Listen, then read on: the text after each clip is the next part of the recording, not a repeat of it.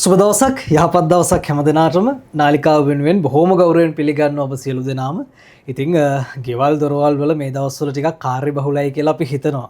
ටිකක් සුද්ධ පවිත්‍ර කරන වැඩ කටයුතු ටිකක් අලුත් වෙන්න උත්සාහ කරන වැඩ කටයුතු මේ දවස්වල ගෙවල් වල සිද්ධ වෙනවා කියන දේ පිළිබඳව අපි හොඳ ආකාරවම දන්නවා. මොකද සිංහල දමිළ අලුත් අවුරුදු උදා වෙන්න ඔන්න දින කිහිපයයි තියෙන්නේ. ඔබ හරිම කාර්යබහුලයි.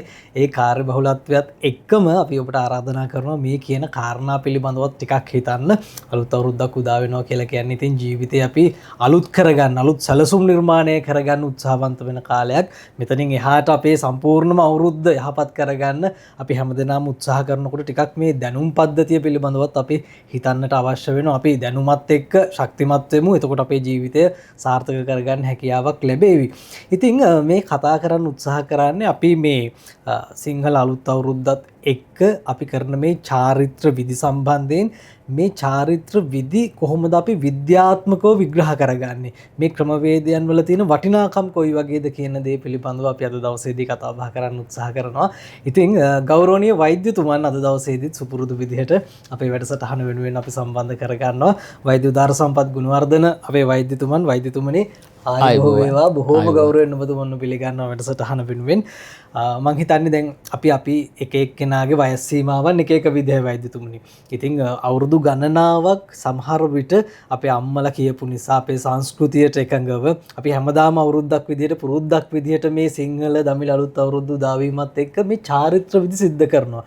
මේවයි කරන්නේ මේ වගේ තියෙන විද්‍යාත්මක පසුබිම, විද්‍යාත්මක ගලපා ගැනීම, මේවා තුලින් අපේ ජීවිතවලට තියෙන වටිනාකම්, එකතු වෙන වටිනාකම මොකක්ද කියන එක පිළිබඳව ඔබ ටිකක් හිතුවද? හැමදාම නැවතිල්ල හිතන්නට අවශ්‍ය වෙන මාතෘකාව ඔබතුමා නිර්මාණය කරනවා.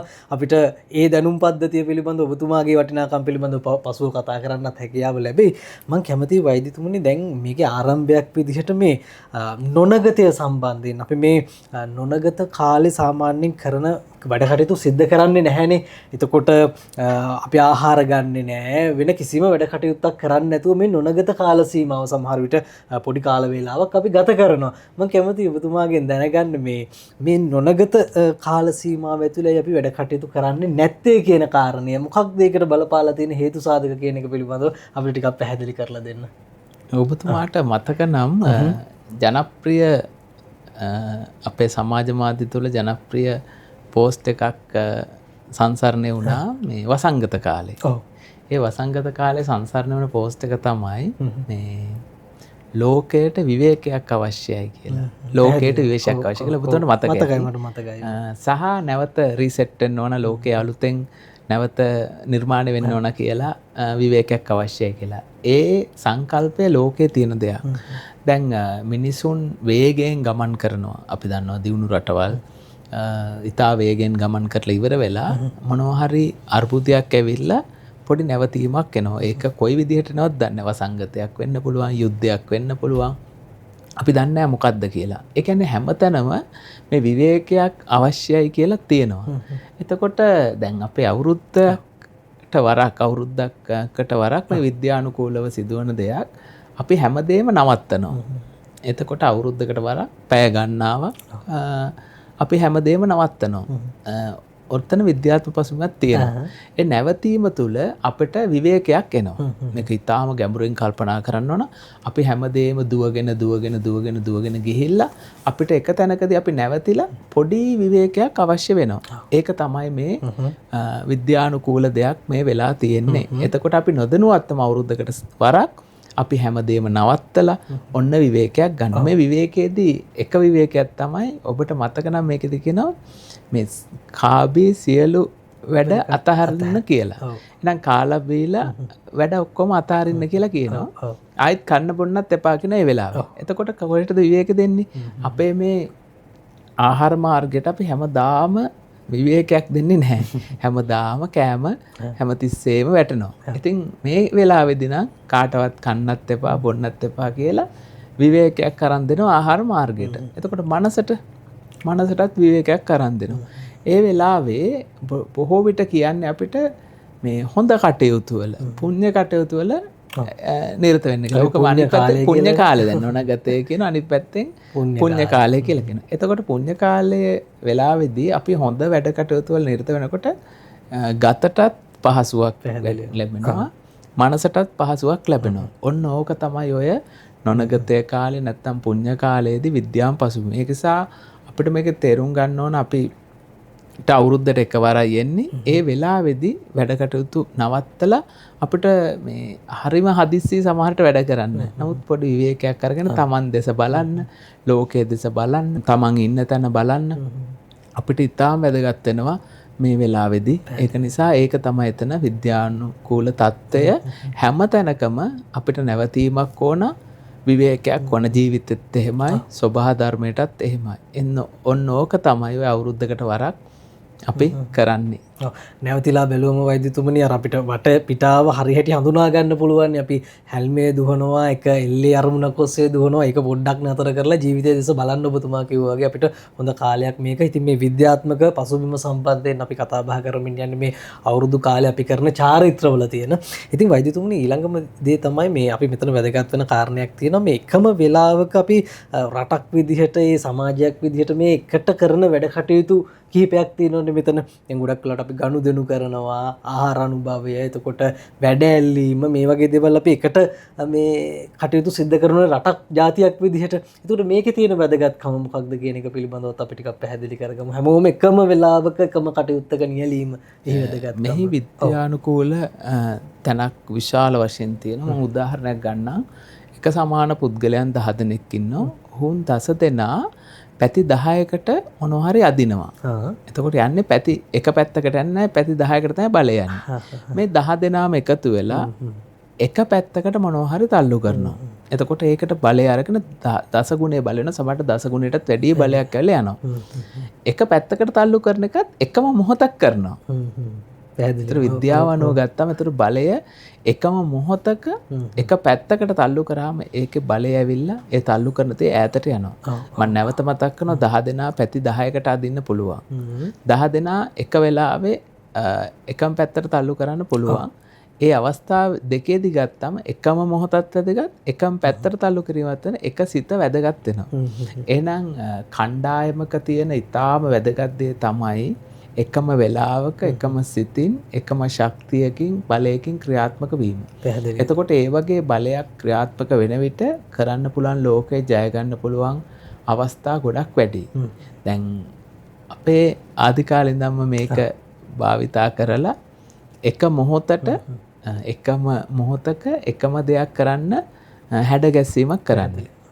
දැන් මෙතන තියෙන විනයක්. දැන් අපි තුමු හමුදාවක් පුහුණු කරන වෙලාවෙදී උනත් ඔවුන් අපි දැකලා තියෙනවා ආචාර්ය පෙළපාලි වලට කකුල එසවෙනවනම් ඔක්කොම එකට. එකවර. ඊට පස්සේ කකුල බිම තියෙනවනම් එකට. ඇවිදිනවනම් එකට. එන්න ඒ විදිහට හදලා තියෙන බලය අවශ්‍ය නිසා. ඒ වගේම අවුරුද්දකදී හැමෝම එකම මොහොතේදී ගනුදෙනු කරනවා. එකම මොහොතේදී ආහාර අනුභව කරනවා. හැම එකම සිතුවිල්ලක් තමයි තියෙන්නේ. සුබපතනවා එකම විදිහට.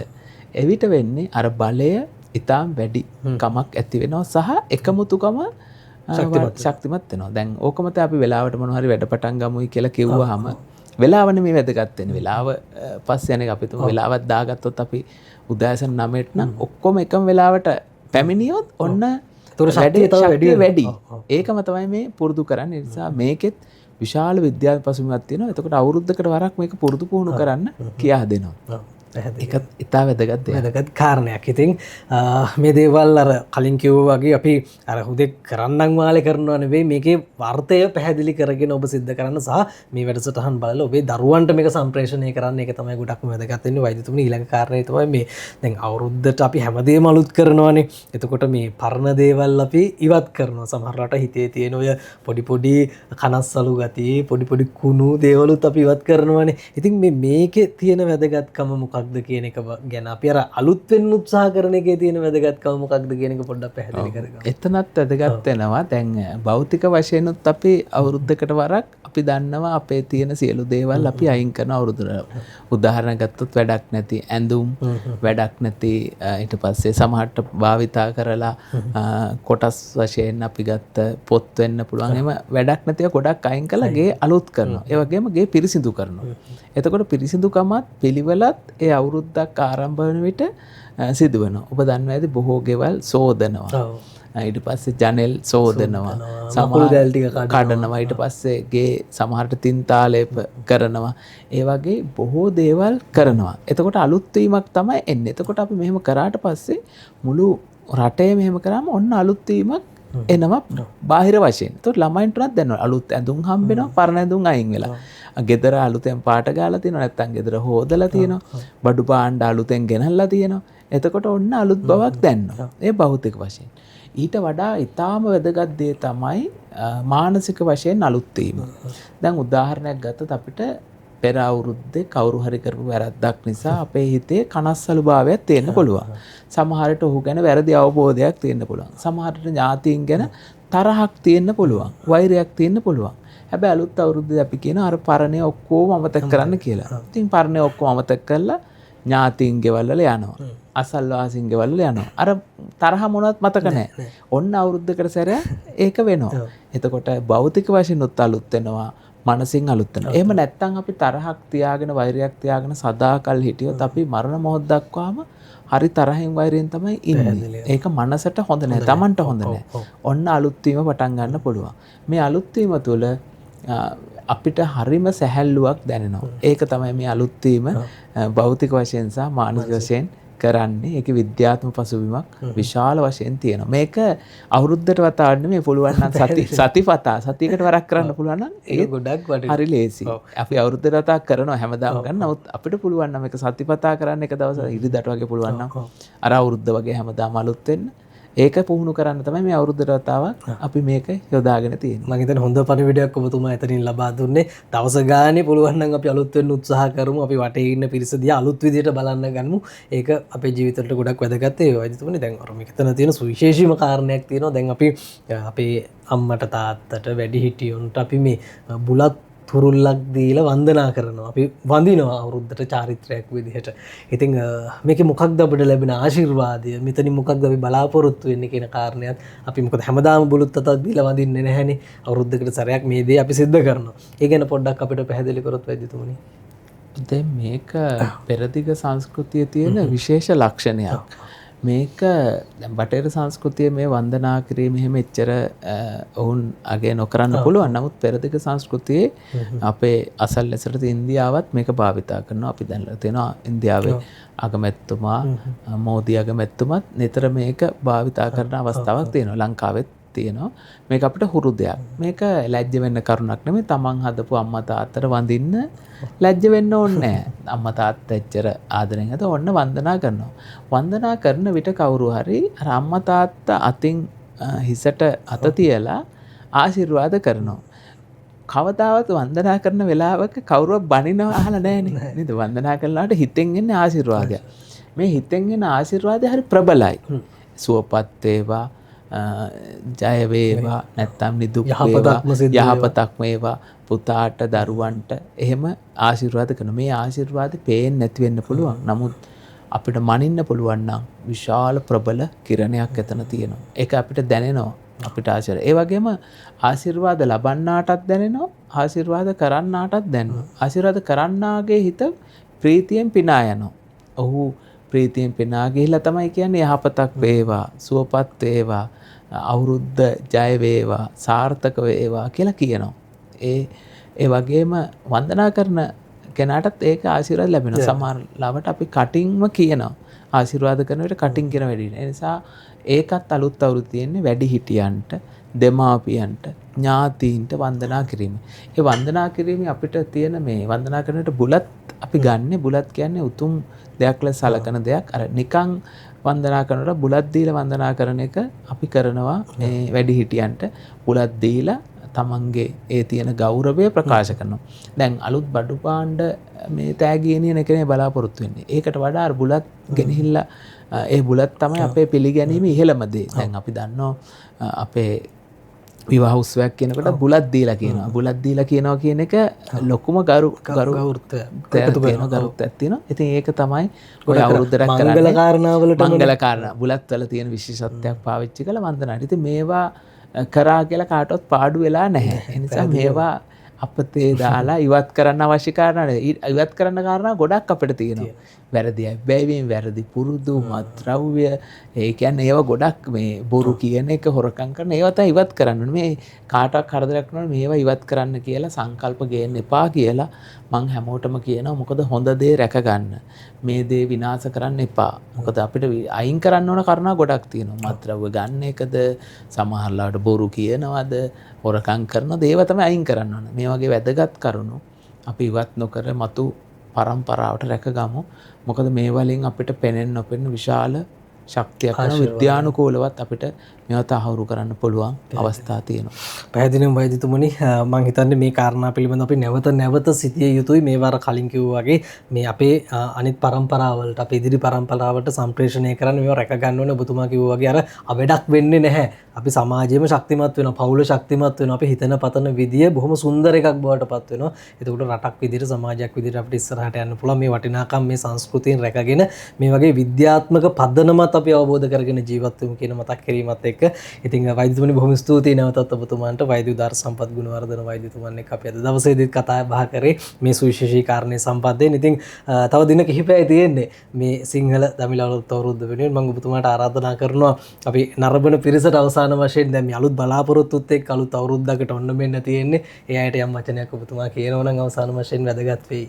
ඇත්තටම අපි පොඩි කාලේ ඉඳන්ම අපිට ඇහුණ දෙයක් තමයි සාමය සතුට සෞභාග්‍ය පෙරුණු සුබ නව වසරක් වේවා කියලා. නැවත කියනවා සාමය සතුට සෞභාග්‍ය පෙරුණු සුබ නව වසරක් අපි ලෝකවාසී සියලු දෙනාටම අපි ප්‍රාර්ථනා කරනවා. මේ අවස්ථාවේ ලෝකවාසී සියලු දෙනාට සාමය අවශ්‍ය වෙලා තියෙනවා, සතුට අවශ්‍ය වෙලා තියෙනවා, සෞභාග්‍ය අවශ්‍ය වෙලා තියෙනවා. මේකට අපි එකතු කරනවා නිරෝගී කමත් අපි එකතු කරනවා. ඒ නිසා අපි නැවත වරක් කියනවා ලෝකවාසී සියලු දෙනාට මේ ලබන්නා වූ අලුත් අවුරුද්ද සාමය සතුට සෞභාග්‍ය සහ නිරෝගීකම් පිරුණු සුබම සුබ නව වසරක් වෙන්න කියලා අපේ කණ්ඩායම වෙනුවෙන් අපි එක හිතින් ප්‍රාර්ථනා කරනවා.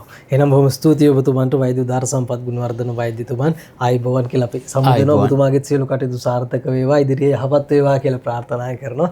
ඉතින් මේ සුවිශේෂී කාරණා හැමදාමත් දැනගන්න අපේ නාලිකාවත් එක්ක එකතු වෙලා ඉන්න. නාලිකාව subscribe කරන්නත් අමතක කරන්න එපා. අපිට comment එකක් විදිහටත් දාන්න. අපි මේ කතා කරන දේවල් ඔබේ ජීවිතයට එකතු කරගෙන ඔබ මොන වගේ තැනකද අද ඉන්නේ කියන කාරණේ සම්බන්ධයෙන්. එහෙනම් අපි වැඩසටහන අවසන් කරනවා. සියලු දෙනාටම යහපත් හෙට දවසක්.